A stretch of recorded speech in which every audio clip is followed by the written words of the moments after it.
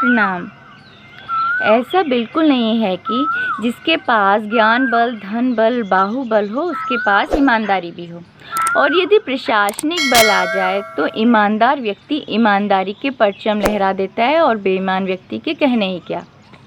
और कभी कभी यह भी बात विचार में आती है कि इतने भयंकर सामाजिक और राजनीतिक दबाव में कोई प्रशासनिक अधिकारी काम कर कैसे लेता है।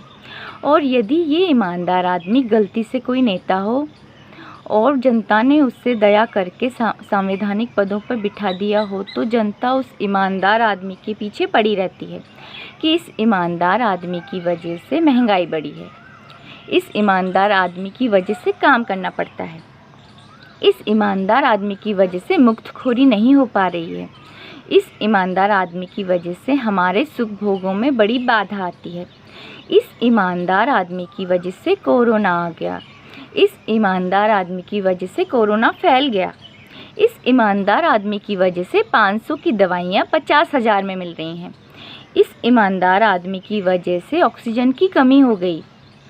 ये ईमानदार आदमी कहता है कि योग करो, प्राणायाम करो, आयुर्वेद अपनाओ।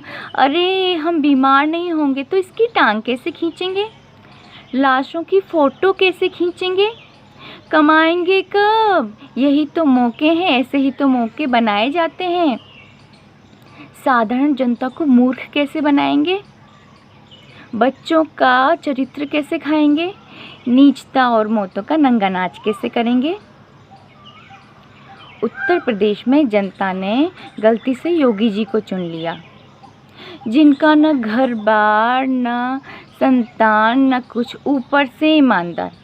हद तो यही है, जब ये सन्यासी 25 करोड़ की आबादी वाले राज्य में सारा काम काज छोड़कर किसी भी चिकित्सालय में पैदल ही पहुंचने लगे, तब जाकर प्रशासनिक अधिकारियों को दया आई, तब जाकर लोगों की जान बची।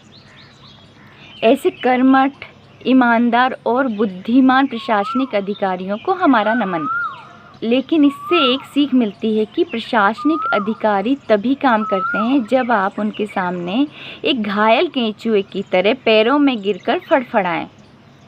हो सकता है उन्हें दया आ जाए। लेकिन योगी जी का तरीका बिल्कुल ठीक नहीं है, जा जाकर लाठी लेकर काम करवाते हैं। ऐसे में मालिक रूपी प्रशासनिक अधिकारी नाराज़ नहीं हो जाएंगे? योगी जी फिर चुनाव कैसे जीतेंगे? खैर, हार भी गए तो होगा भी क्या, जो पिछले 70 साल से होता आ रहा था फिर से होगा। ध्यान देने योग्य ये बात है कि नौकरशाह यहाँ भी वही हैं जो महाराष्ट्र में है, दिल्ली में है, पूरे देश में है। लेकिन योगी जी ने इन्हीं का प्रयोग करके भारत के सबसे बड़े राज्य में अपराध की दर कम से कम की, राज्य की आय दुगनी की, कोरोना जैसी महामारी को बार बार नियंत्रित किया, युवाओं को स्वावलंबी बनाने के लिए तरह तरह की योजनाएं लाए, विदेशी कंपनियों को एक सुरक्षित स्थान दिया, इत्यादि इत्यादि। कमाल की बात केवल इतनी ही है कि एक ईमानदार नेतृत्व पूरी व्यवस्था को ही ईमानदारी की ओर अग्रसर कर देता है। हम ये नहीं कह रहे कि योगी जी के साथ काम करने वाले सभी व्यक्ति ईमानदार हैं, लेकिन यदि नेतृत्व कर्मठ और ईमानदार हो तो कम से कम प्रत्यक्ष रूप से पूरी व्यवस्था को कर्मठ और ईमानदार होना ही पड़ता है। कदाचित भूतकाल में व्यवस्था का प्रयोग केवल और केवल लूट खसोट और बच्चों को अयोग्य बनाने में हुआ था। इसी कारणवश योगी जी और मोदी जी जैसे व्यक्ति का स्वीकार भारत में ऐसे बच्चों के लिए कठिन होता है, और इस विचार को कुछ लोग कुतर्कों की सहायता से आगे बढ़ाते रहते हैं। ध्यान देना, ऐसे लोगों के पास भ्रष्टाचार का धनबल बहुत होगा, और ऐसे भ्रष्टाचारियों की हाँ में हाँ मिलाने वाले या तो ज्ञान बल से शून्य होंगे या फिर मौका परस्त होंगे।